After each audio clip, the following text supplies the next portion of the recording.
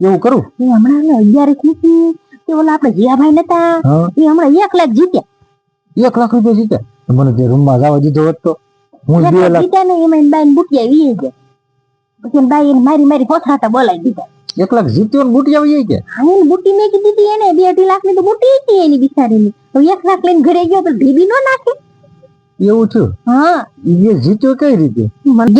હું નીલાશ હું કહેતી હતી હવે આ છે ને આપણે ખાટલા કાઢી નાખી. કેમ ખાટલા કાઢી નાખો? હવે આ ખાટલા છે ને જૂનાઈ થઈ ગયા છે ને હારાય લાગતા નહીં. આપણે શેટી પેટી લઈ લઈ. શેટી પેટી મફત આવે? શેટી પેટી મફત તો ન આવે પણ એમાં બધો સામાન પડ્યો રહે. આ ખાટલા હારા જ છે આપણે શું વાંધો? પણ હવે જૂના થઈ ગયા છે આ પાટી તૂટવા મળી છે. આપણે નવી પાટી નખાઈ દઉં. એ હું કહું આને દઈ ને આપણે શેટી લઈ લઈ. શેટી અત્યારે શેટીના ખર્ચા ન કરાય એમ તને હું કહું છું.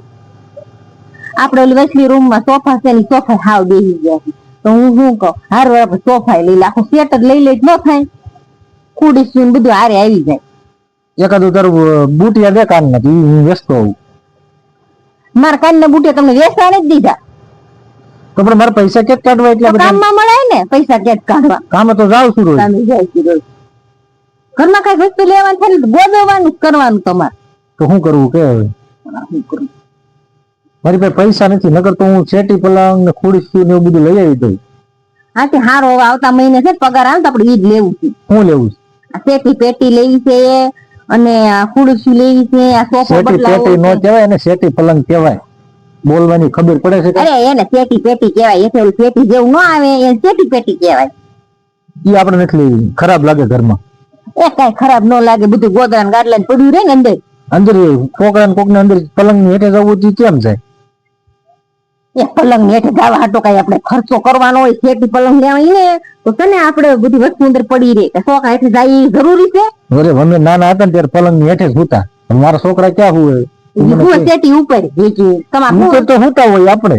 એની સુરત માં રહેતા ને નાની એવી રૂમ હતી એટલે ઉપર પલંગ માં શું ને પલંગ હેઠે એટલે તમને મનમાં બેસી. પણ પલંગ હોય ને તો સારું પડે. છોકરા હેઠે આમથી આમ નીકળી જાય. હવે પેટી હોય કેમ નીકળે મને કે આવી એ મિલે ત્યાં મગજ રાખો ને હું એમ કહું છોકરે હાટું થઈને કઈ મારા શેટી પેટી બંધ રખાય. આપણે શેટી પેટી નથી લેવી એમ હું તને કહું. હારી પલંગ લેવી 4 પાયા વાળી.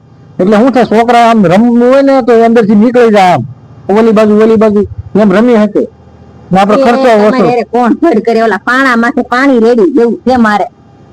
તો પણ આપણે એવું લેવાય ને બધાને કામ લાગે એવું. પેટી લેવી તો આપણે કેમ તમારે ગમે એમ કરીને આ છે ને આ તમારે બધું બંધ રખાવું એટલે ગમે બાના કાઢ્યા કરો તમારે આવું મગજમાં આવે છે ક્યાંથી? મને નથી ખબર ક્યાંથી આવતું હોય પણ પૈસા ન હોય એટલે બધું આવે.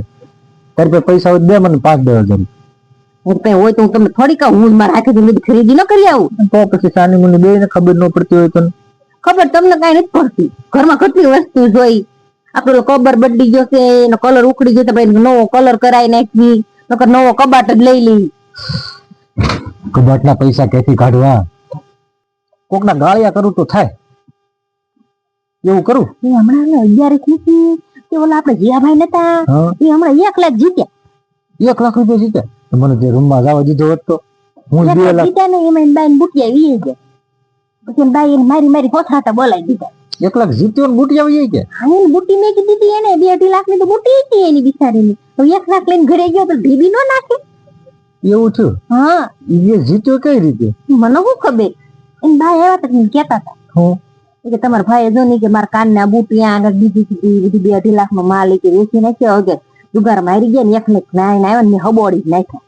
મારી બધી વસ્તુ લેવાનો ઘરમાં નહીં કરવા દે એમ કેતા હતા. જોયું શું જોયું? મેં તારું કઈ વેચું બુટિયા? તમારે તો બહુ જવાની હલ હતી પણ મેં છે ને તમારું બધું બંધ રખાયું. તમે 1 લાખ રૂપિયા જીતી ના આવે. 1 લાખ માં મારે કેટલા વ્યાજ હતી? હું વૈયા જાય એક તો મને રમવાનો જવા દીધો. આખેલા 11 માં મારે જીત હતી.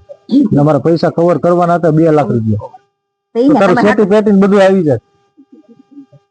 હવે એટલું બેન તમે રમવાનું ધ્યાન દેશો ને કામમાં ધ્યાન દે ને શેટી પેટી ને બંગલો આવી જાય. બંગલો આવી જાય કાંઈ થતું નથી. જિંદગી વહી જાય ને તો 2 મકાન થતા નથી એટલે બંગલો થઈ જાય. હા કામ છે તમારે કોણ